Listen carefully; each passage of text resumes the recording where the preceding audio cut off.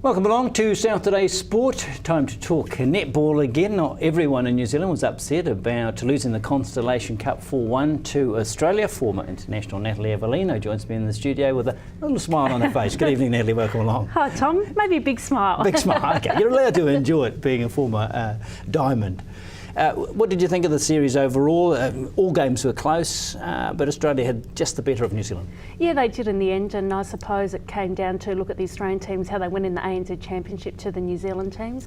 Yeah, but the Aussies put it together, and they played some good netball, and I think the Ferns weren't at their best in this series. Even when the series was a foregone conclusion to that last test, it was still a good tussle, because in these clashes that no one wants to give an inch, do they? No, that's right, and the Ferns, really had the opportunity to win that last test in Canberra, and it was only in the last probably minute and a half of the game where they actually lost it, and it was personal errors. It wasn't umpires' calls or things like that, so they would have been disappointed with the way they finished off the series.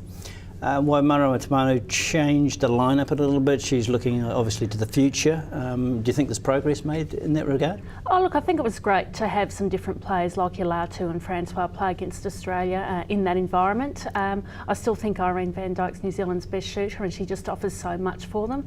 And it's great that Latu has that opportunity, and really has given Irene a good kick up the pants. But I'm sure Irene will come out and prove that she is the #1 shooter for New Zealand. What about Australia? Is that the basis of the team that we'll see next year at the Commonwealth Games? Was there much experimentation on her side? Well, Catherine Cox was unavailable. She wanted to have a rest, and so Caitlin Thwaites came in for her. So to think that you've got Catherine Cox in the wings, able to come into that Aussie side, which had a formidable shooting line. Caitlin Bassett was definitely a standout. Kim Revillion in the centre, playing a lot of games at international level, was part of the Australian under-21. So, there was a good opportunity for Australia to try different combinations. They did it in Invercargill and it didn't work for them, and they went with more of the experienced players. So there's always good talent coming through in the Aussies, and scary for New Zealand. Does Cox walk straight back in when the time comes, or does she going to have to fight for a position now? Oh look, I think she'll fight for a position. Caitlin Thwaites got her half in the test in Canberra. She only missed 2 goals, but I just don't think she has the flair and is ready for international netball just yet. Catherine Cox can play both goal attack and goal shooter. She's played with Caitlin Bassett for a couple of years, who's their go-to goal shooter. I think just having that experience with Cox, even if she is on the bench, to know that you can put her on in big games and be a big game player, I think that will help her in her selection for next year. Did you like the 5-test format either side of the Tasman? No, you are going to find out who the best team is by playing such a comprehensive series, aren't you? Yeah, they do it every year, and I think it's quite a long season for the netballers, especially if they've toured in January, which Australia did. They went to England and got smashed, and New Zealand didn't travel. So it is a long series, but it is good for combinations to be tried and to see where each other are now. They're not playing each other until they keep talking about the Commonwealth Games final, but I think both teams need to be wary of England and Jamaica and not get too ahead of themselves. And Malawi. Well, Malawi. They're coming here for experience. What really can New Zealand and Australia, with all respect to Malawi, get out of this match? Can they get a little bit of overconfidence perhaps, because it's going to be one-sided? Yeah, I think it will be. They're playing Australia first, and then they're playing the Ferns for 3 tests. So I suppose it gives them an opportunity to try different players at an international level. It's not going to put them under a great deal of pressure, and I'm sure we're going to hear a lot of praise about certain players, rising to international level. But realistically, Malawi, they're sitting at number 6 ranked. They're a different style of play, similar to Jamaica, very unorthodox.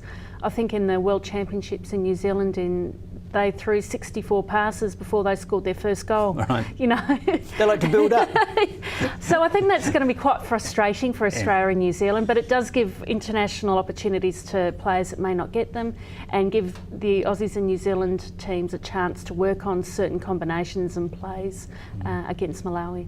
And the ANZ Championship is such a high quality these days. That's international preparation in itself, isn't it? Well, I think it is. Yeah, I think it is. And you're finding that there's combinations within these ANZ teams that are then going into the Ferns. The Mystics is perfect with Latu, Tutaya and Langman. again. You know, that's a combination that the Ferns will be looking forward to seeing progress throughout the season. You've also got De Bruyne and Casey Kopua.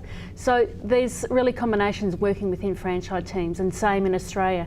Natalie Medhurst going to the Fever, West Coast Fever, to join Caitlin Bassett, all because she wants to play with her for the next 2 years and be the #1 goal attack. Is it going to help the Fever? Are they going to be in the frame this time? We always talk that they might be. Yeah, well, you look at how Medhurst and Bassett worked for the Australian team, throw in Chelsea Pittman, who's also moved over there. You know, that attack line is certainly going to be pretty sharp. So, you know, I think they'll have a point to prove this year, the Fever. So defensively, you know, Beckford Chambers is still there. It's just a matter of if they can really maintain it through the mid-court and the defensive end. And also in those ANZ Championship games, Australian versus New Zealand teams, you get one-on-one matchups, don't you, with your international counterparts. So you can find out how good they are under pressure there. Yeah, absolutely. And, you know, there are a lot of battles that go out in court, you know, which is always great to see, and even amongst the New Zealand players. I suppose the one thing that the New Zealand teams need to do is actually win across the Tasman now and win in Australia. So starting to happen. Well, they're getting there, but it's just proven, you know, they can't do it internationally, so they really need to do it within the ANZ Championship. They need that confidence to help them grow when they come up to those international competitions.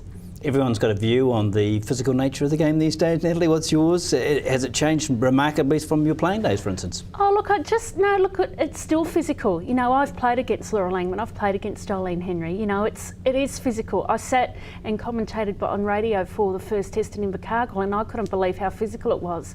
I think the Ferns, you know, let it get to their heads. They were outclassed, and the Ferns didn't play the netball that I think we've seen them play, and it was a lot of personal errors. You don't see Laura Langman throw the ball away as much as what she did, and yes, the umpires were brought into it as well. The game is physical, but I think at times, you know, the Ferns were sooking at times, and I think really they needed to get on with it. Both sides are physical. It's not going to change. You know, and people are asking for rules to be changed because they were set 20 years ago. But, you know, how do you change the rules? Do you bring in yellow cards? Do you bring in red cards? And or timeouts, you know, to break it up? I think you're going towards the basketball way. Yeah, it was physical, but it's no different to an ANZ game that we've seen. Would you be happy with an Australia-New Zealand combination of umpires rather than neutrals, do you think, because they're up with the play? Yeah, I think so, and I think it's fair to the players.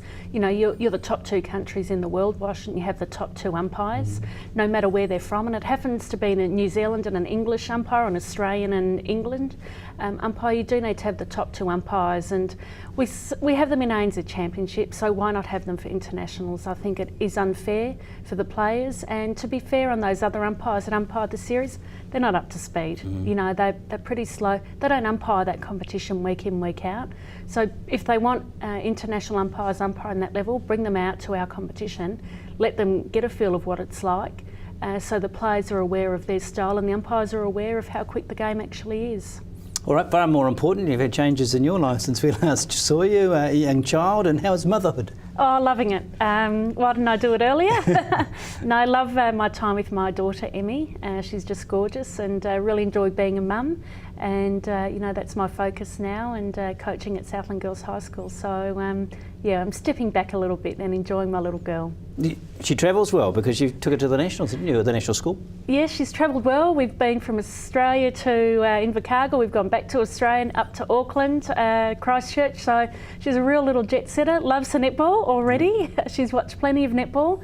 Recently travelled to Auckland with our schoolgirls team for the Nationals, and we did exceptionally well, came 14th. So 14th best school in New Zealand. So we're pretty happy with that. It's tough because you're up against some pretty classy, large teams, aren't you? Tall players, big players, and for the girls down here, that's a challenge. Yeah, it is. And, you know, our girls were just gobsmacked when they saw some of the players and the quality of netball at schoolgirl netball, which is great for New Zealand. Just the flair the Polynesians and Maori girls have, it's just amazing, you know, and I just love watching them play. But gee, they're tall, they're big girls, and I just don't know, you know, how the South Island teams can really compare against them. But it was great just to see some of the quality of netball there, which is good for netball in New Zealand.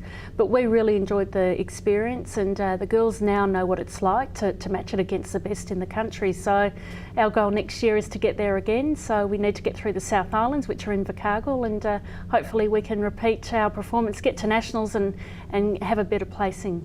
And just to clarify, Emmy qualifies for both New Zealand and Australia, doesn't she? She can choose which international path, if it proves to be. She was born in Australia, Tom, so we'll leave it at that, shall we? No pressure on her. No pressure. Thank you very much for joining us. Thanks, and Tom. I'm sure you will throughout the NZ Championship as well. That is the South Today tonight. See you tomorrow.